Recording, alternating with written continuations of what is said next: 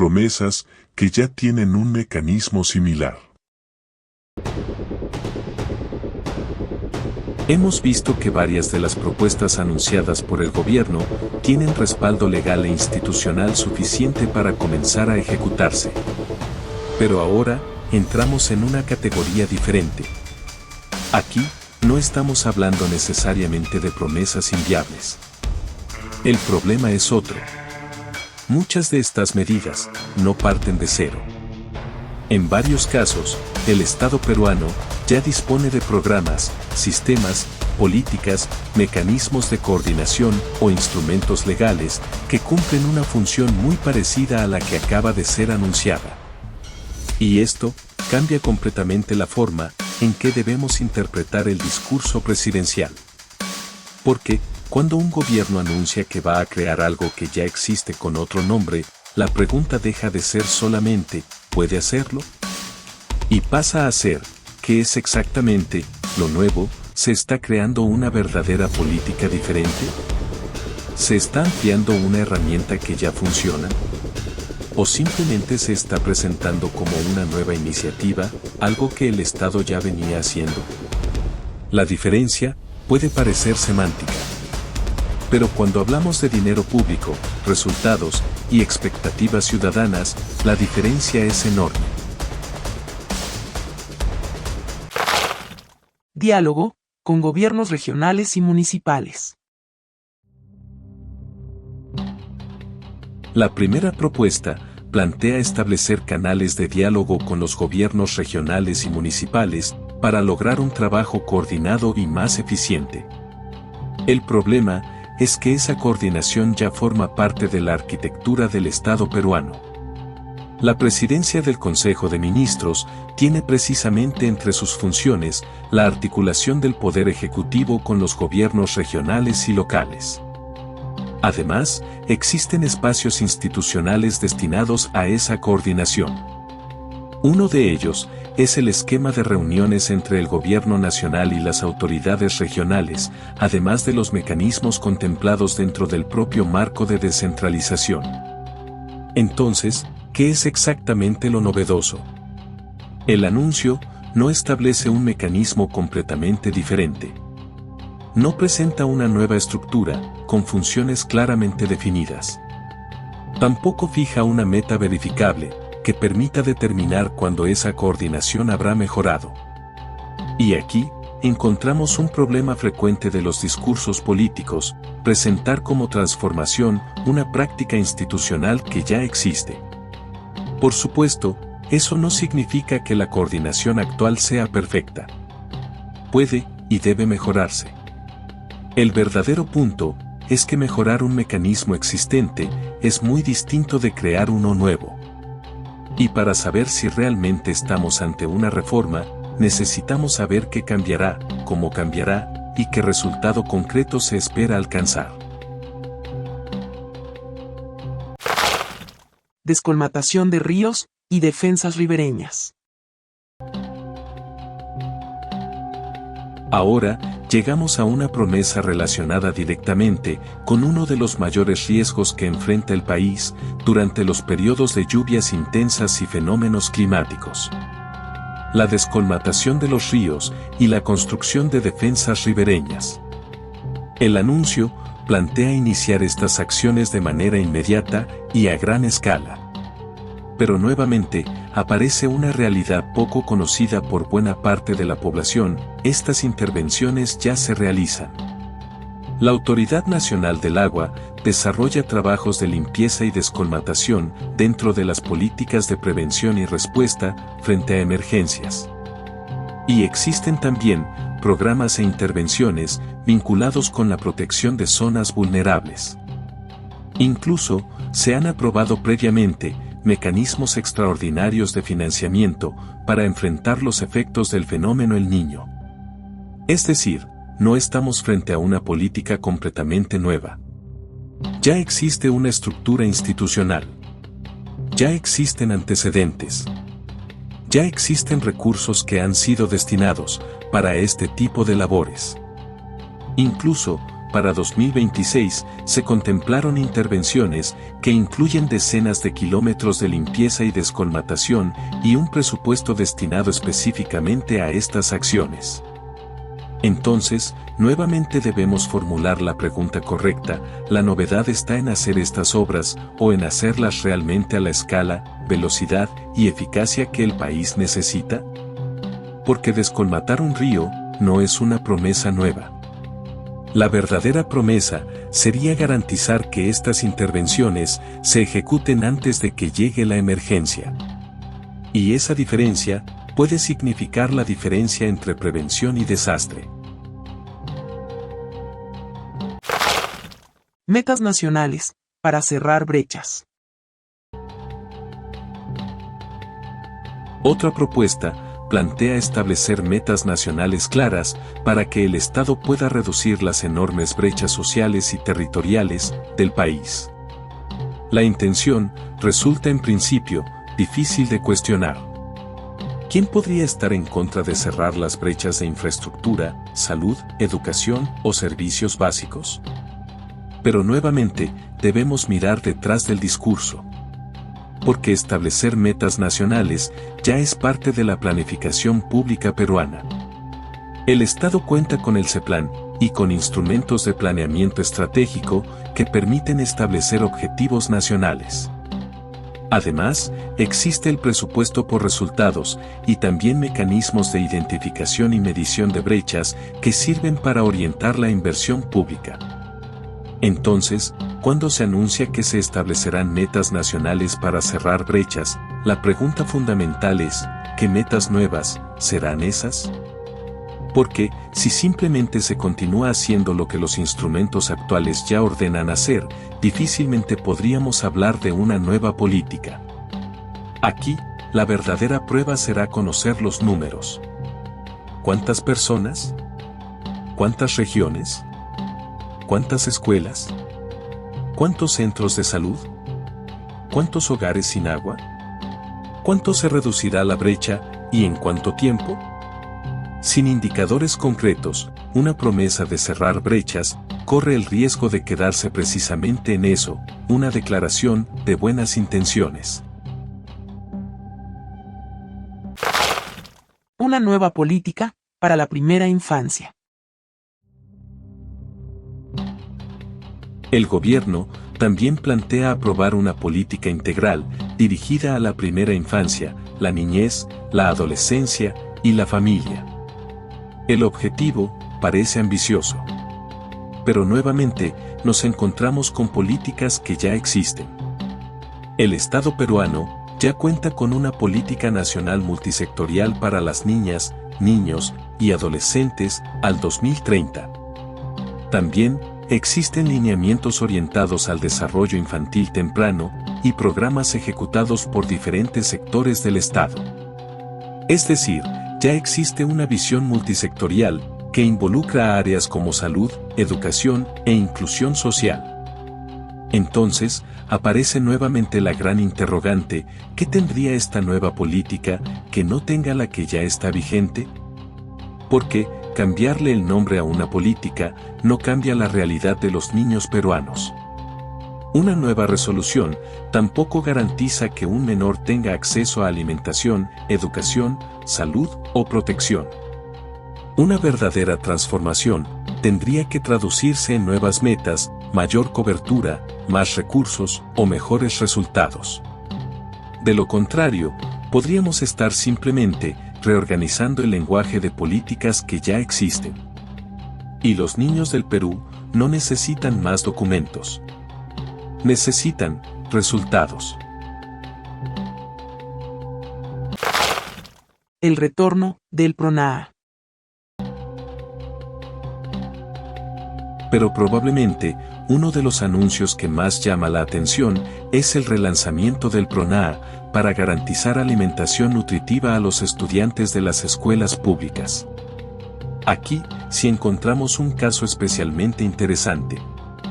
Porque el PRONAA pertenece al pasado institucional del Estado peruano. Fue extinguido en 2012. Y sus funciones vinculadas a la alimentación escolar fueron asumidas posteriormente por otros programas estatales.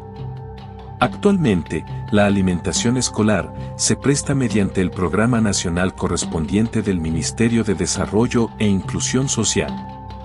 Es decir, el servicio ya existe. Los estudiantes de colegios públicos ya cuentan con un mecanismo estatal de alimentación. Entonces, ¿qué significa realmente relanzar el PRONAA? ¿Cambiar el nombre? ¿Cambiar la institución responsable? ¿Modificar el modelo de gestión? ¿Aumentar la cobertura? ¿Mejorar la calidad nutricional? ¿Eliminar problemas que han afectado al sistema actual? La creación o eliminación de un programa nacional puede ser jurídicamente posible. Pero la verdadera cuestión no es esa.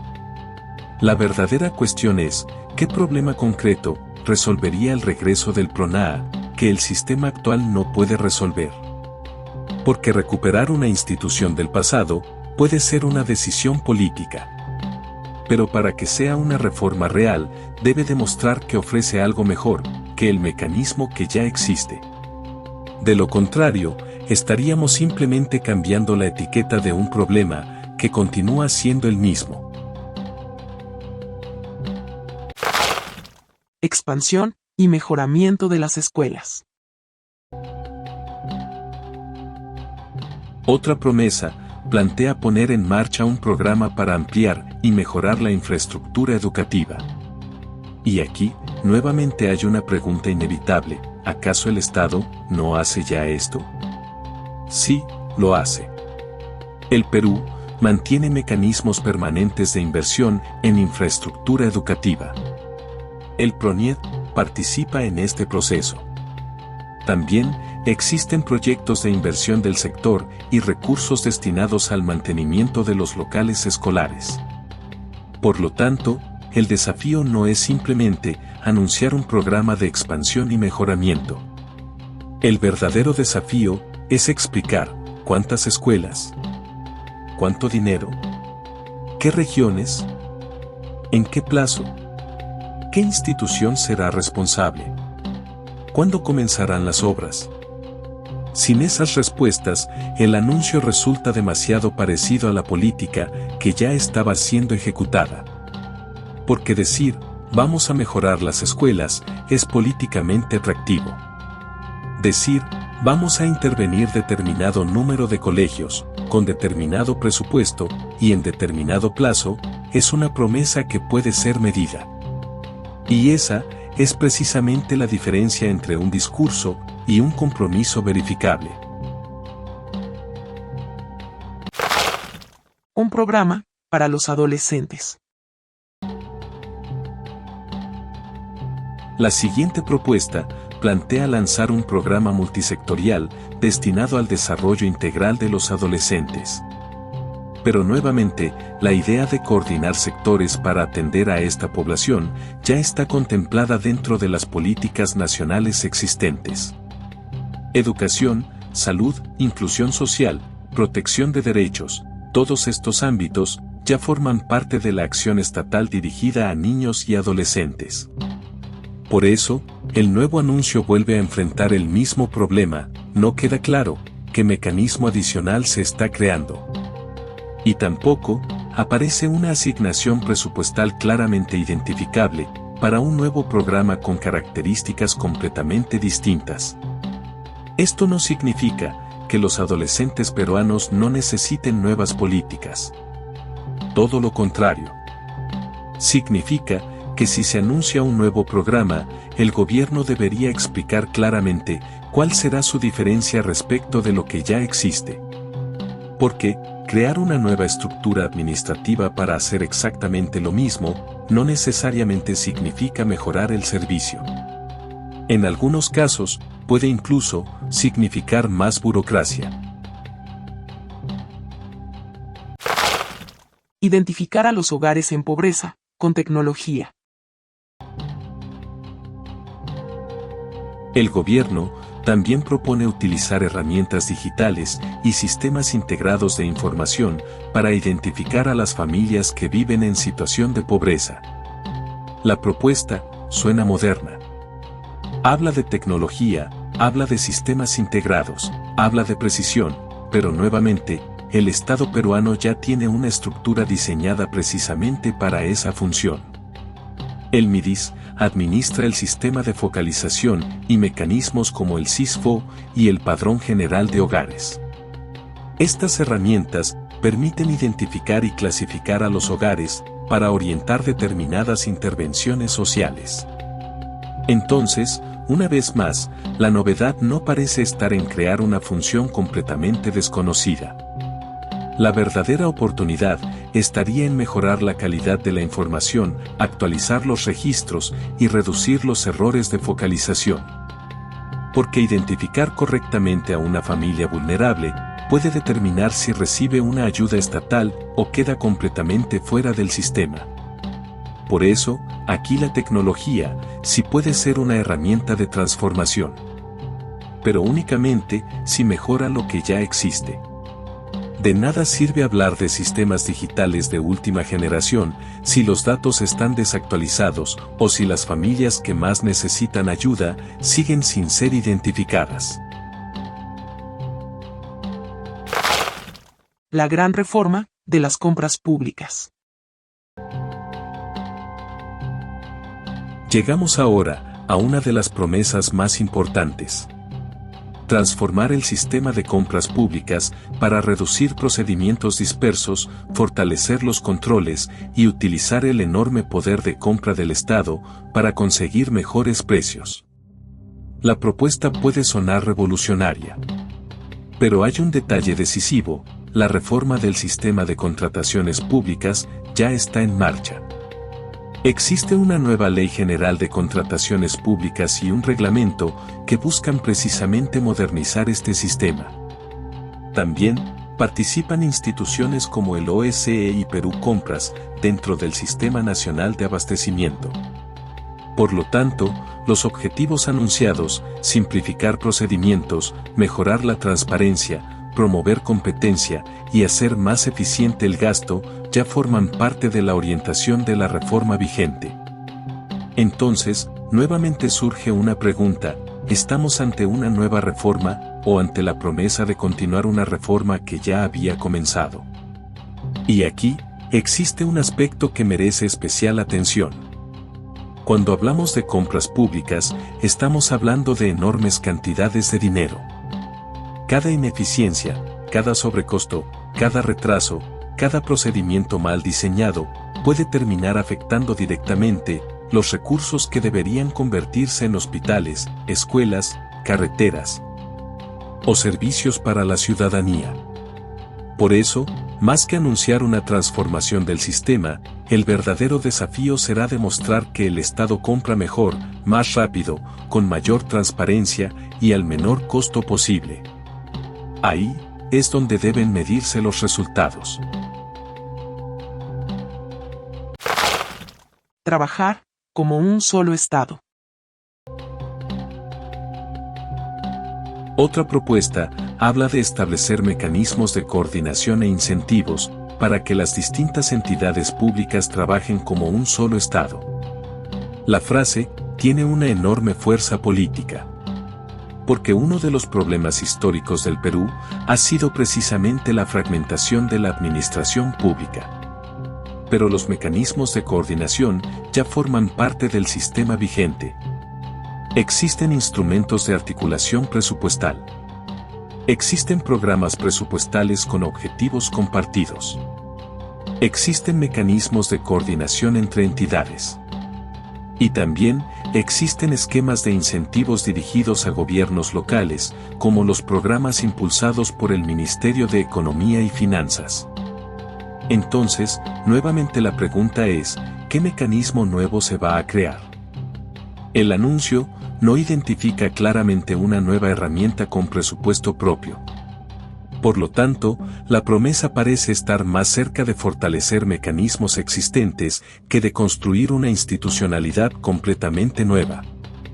Y aquí hay una enseñanza importante: en el Estado peruano no siempre falta una ley.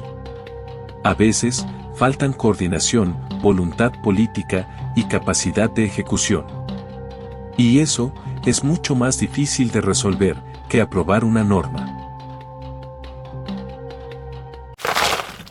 La gran reforma del servicio civil. Finalmente, encontramos otra promesa que merece una revisión especial: impulsar la gran reforma del servicio civil. El problema es que esta reforma ya existe como política de Estado. La Ley número 30.057 creó el régimen del servicio civil y estableció un proceso progresivo de transición. La institución encargada de conducir este proceso es Servir. Por lo tanto, cuando se anuncia que se impulsará una gran reforma del servicio civil, la pregunta vuelve a ser inevitable: ¿qué reforma adicional se propone? Porque el proceso ya está establecido. Ya existe un marco legal. Ya existe una estrategia de transición. Ya existe una institución responsable. Entonces, para que la promesa tenga un verdadero significado político, debería especificar qué cambiará respecto del proceso actual. ¿Se acelerará el tránsito? ¿Se incorporarán más entidades? ¿Se modificarán los incentivos? ¿Se cambiará el sistema de evaluación? ¿Se fortalecerá la meritocracia? ¿Se ampliará la profesionalización? Sin esas precisiones, el anuncio corre el riesgo de ser simplemente la continuidad de una reforma que lleva años en proceso de implementación. Y aquí vuelve a aparecer una de las grandes preguntas de este análisis: ¿estamos escuchando nuevas políticas o nuevas formas de anunciar políticas antiguas?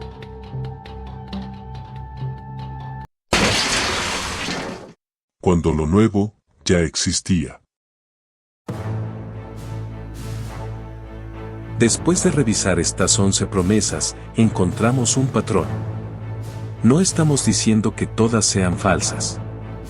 Tampoco que sean inútiles. Y mucho menos que no sea necesario mejorarlas. El punto es diferente. Muchas de las acciones anunciadas ya tienen un precedente institucional dentro del Estado peruano. Ya existe la coordinación con gobiernos regionales. Ya existen trabajos de prevención frente a inundaciones. Ya existe planificación para cerrar brechas. Ya existe una política nacional para niños y adolescentes. Ya existe un sistema de alimentación escolar. Ya existe inversión en infraestructura educativa. Ya existen mecanismos de focalización de hogares pobres. Ya existe una reforma de contrataciones públicas. Ya existen mecanismos de coordinación interinstitucional. Y ya existe una reforma del servicio civil. Entonces, el verdadero criterio para juzgar estas promesas no debería ser simplemente si pueden realizarse. Porque muchas de ellas ya se realizan de una u otra manera. La pregunta que debemos hacer es mucho más exigente: ¿qué va a cambiar realmente? Porque continuar una política existente puede ser correcto. Mejorarla puede ser necesario. Acelerarla puede ser fundamental. Pero, presentar la continuidad de un mecanismo como si fuera una transformación completamente nueva, puede crear una expectativa que después será difícil de medir. Y cuando un gobierno promete cambios profundos, la ciudadanía tiene derecho a conocer algo más que las palabras. Tiene derecho a conocer metas, presupuesto, responsables, plazos e indicadores. Porque al final, la diferencia entre propaganda y política pública está en los resultados. Y apenas hemos llegado a la segunda categoría de este análisis. Todavía quedan aquellas promesas que no solo enfrentan el desafío de tener mecanismos similares, sino que podrían encontrarse con serios límites legales, presupuestales o institucionales. Y ahí, el discurso presidencial será sometido a una prueba todavía más dura. ¿Hasta dónde puede llegar realmente el poder del presidente? La respuesta comenzará en la siguiente parte. Nos vemos en nuestra siguiente historia.